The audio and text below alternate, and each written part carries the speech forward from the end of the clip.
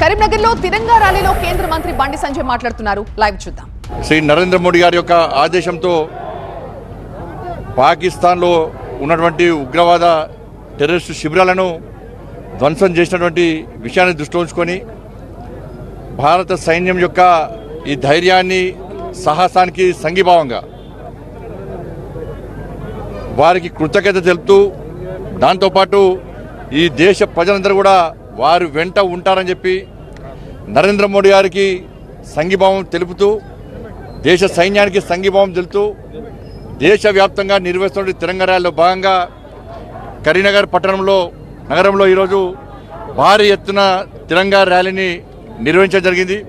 చాలా పెద్ద ఎత్తున యువత చిన్న పెద్ద తేడా లేకుండా పెద్ద సంఖ్యలో ఇలా జాతీయ జెండాలు చేతబూని భారత్ మాతాకి జై అంటూ జై శ్రీరామ్ అంటూ నినదిస్తూ గర్జిస్తూ గాండ్రిస్తూ ఈ ర్యాలీలో పాల్గొనడం జరిగింది. వాళ్ళందరూ అనుకుంటున్నట్టుగా యుద్ధం ఆగిపోలేదు, కేవలం తాత్కాలిక విరామం మాత్రమైన విషయాన్ని ఈ దేశ ప్రజలు గుర్తుంచుకోవాలి. వాళ్ళ ప్రపంచమంతా కూడా ఆశ్చర్యపోయే విధంగా టెక్నాలజీని ఉపయోగించుకొని సామాన్య ప్రజలకు ఇబ్బంది కాకుండా నేరుగా ఉగ్రవాద శిబిరాలను ధ్వంసం చేసినటువంటి దేశం భారతదేశం. అటువంటి సైన్యం భారత సైన్యం. అటువంటి ఆదేశాలు ఇచ్చిన నాయకుడు నరేంద్ర మోడీ గారు.